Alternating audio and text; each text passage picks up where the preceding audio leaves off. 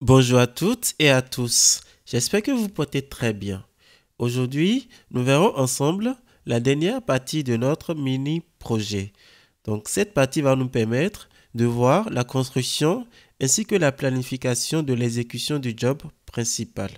Donc avant de suivre cette dernière partie, il vous faudra obligatoirement suivre la première partie qui nous a permis d'alimenter les différentes tables de l'ODS. Également la deuxième partie qui nous a permis d'alimenter les différentes tables du Data Warehouse. Donc je mettrai en description de cette vidéo de formation les précédentes vidéos qu'il faudra suivre obligatoirement afin de poursuivre avec cette dernière partie. Voilà.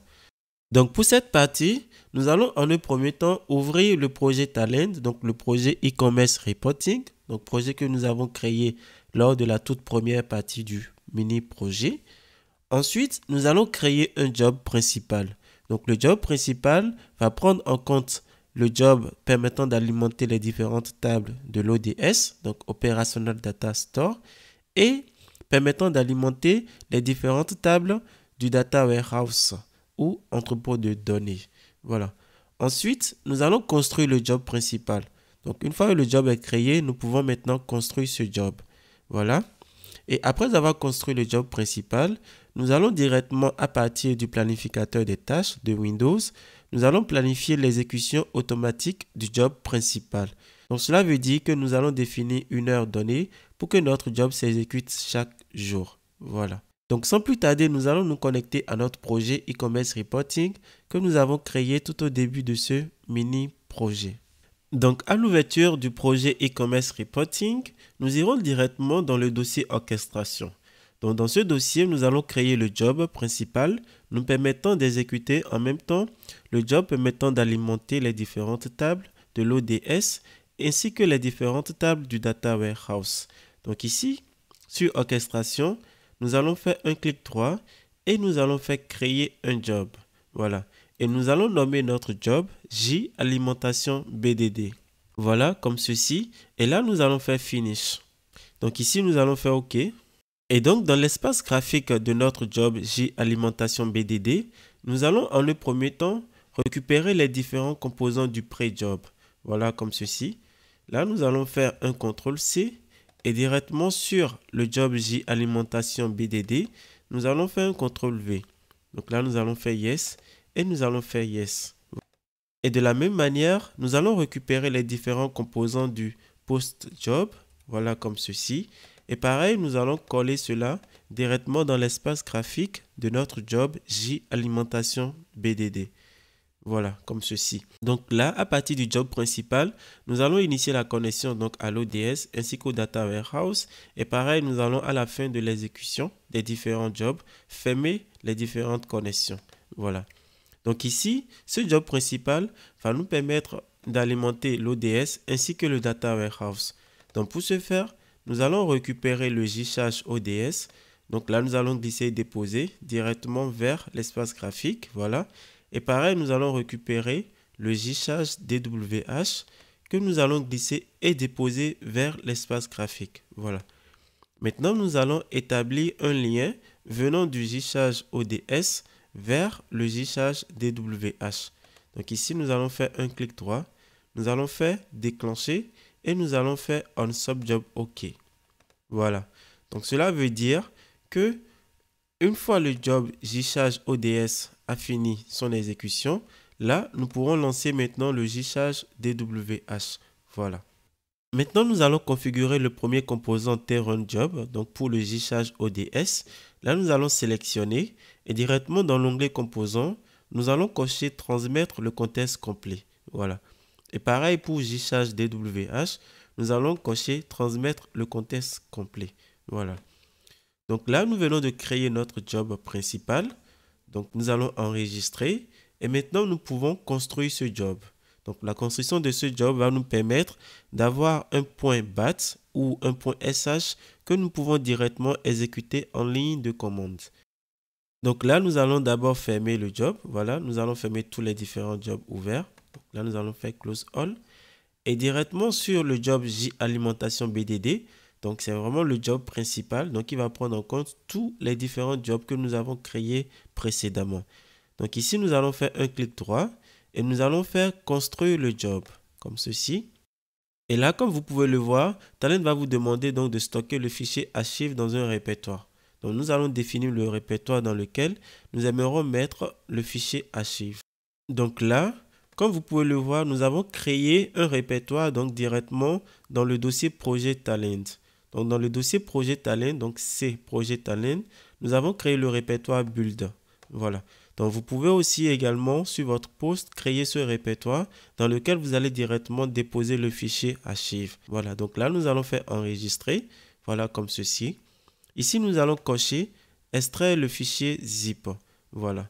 Et là nous allons laisser les autres éléments cochés. Voilà. Et ici nous allons faire finish. Donc voilà, nous venons de construire le job J-alimentation BDD. Donc là, directement dans le répertoire build, vous pouvez avoir les différents fichiers donc importants pour exécuter ce job en ligne de commande. Donc là, directement, nous irons dans le répertoire J-alimentation BDD. Voilà. Donc dans ce répertoire, ce qui va nous intéresser va être J-alimentation BDD run.bat. Donc étant donné que nous travaillons sur un système Windows, nous allons utiliser le .bat. Par contre, si vous travaillez sur un système Linux, vous pouvez utiliser le .sh. Donc pour exécuter le .bat, nous allons lancer l'invite de commande. Maintenant, nous allons nous positionner dans le répertoire J-alimentation BDD.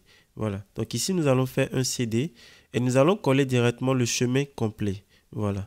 Donc là, nous allons faire entrer. Et ici, nous allons faire dire. Donc cela va nous permettre de voir les différents éléments dans le répertoire J-alimentation BDD. Donc avant d'exécuter le job J-alimentation BDD, il faudra obligatoirement avoir dans le répertoire, donc le répertoire e-commerce. Donc si vous vous rappelez très bien, lors de la partie chargement de l'ODS, nous avons dit qu'il faudra créer un répertoire du jour.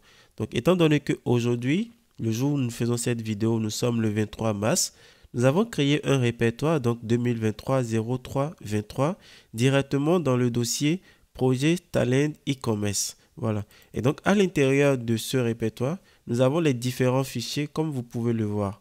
Voilà. Donc, je mettrai ces différents fichiers à votre disposition. Mais avant d'exécuter directement en ligne de commande, il vous faudra définir ce répertoire. Voilà. Donc, comme vous pouvez le voir, ici, nous avons défini ce répertoire.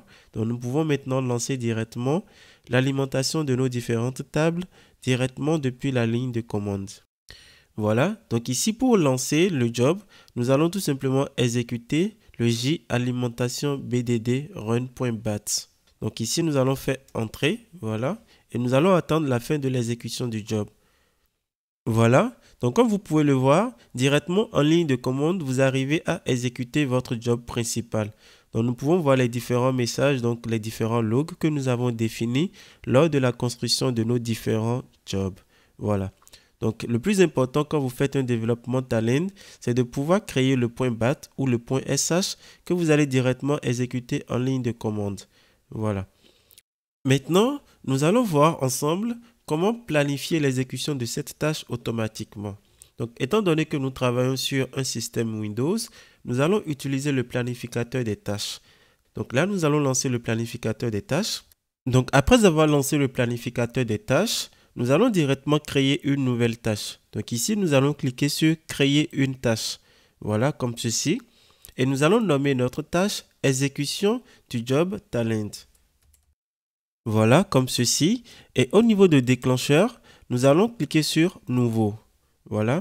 Et là, nous allons lui définir la périodicité. Donc ici, nous allons cocher chaque jour, donc répéter tous les jours. Et nous allons mettre comme heure midi 45. Voilà, comme ceci. Et là, nous allons faire OK. Voilà. Et ensuite, au niveau de action, nous allons choisir donc l'action à exécuter. Donc ici, nous allons faire Nouveau. Et ici, l'action sera de démarrer un programme. Et là, au niveau de programme barre script, nous allons cliquer sur parcourir. Voilà. Et ici, nous allons directement nous mettre dans le répertoire J-alimentation BDD. Et dans ce répertoire, comme vous pouvez le voir, nous avons le J-alimentation BDD run.bat. Voilà. Donc, nous allons choisir cela et nous allons faire ouvrir. Voilà. Et là, nous allons faire OK. Et nous allons faire OK. Voilà. Donc là, nous venons tout simplement de créer notre tâche. Donc cela veut dire que Windows va directement, à chaque fois où il est midi 45, exécuter la tâche J alimentation BDD. Voilà. Donc voilà, nous venons de voir la construction ainsi que la planification de l'exécution du job principal. Donc nous sommes à la fin de notre mini projet. Donc grâce à ce mini projet, nous avons vu ensemble l'alimentation de l'Operational Data Store à partir des différents fichiers plats. Nous avons vu également l'alimentation du Data Warehouse à partir des différentes données de l'ODS. Et pour finir, nous avons créé un job principal que nous avons construit et nous avons utilisé le planificateur des tâches de Windows afin de programmer l'exécution automatique de la tâche J alimentation BDD, donc qui est la tâche principale. Donc je vous remercie de m'avoir suivi. J'espère que ces 3 vidéos de formation vous seront très utiles dans votre travail au quotidien et je vous dis à très vite pour d'autres mini-projets.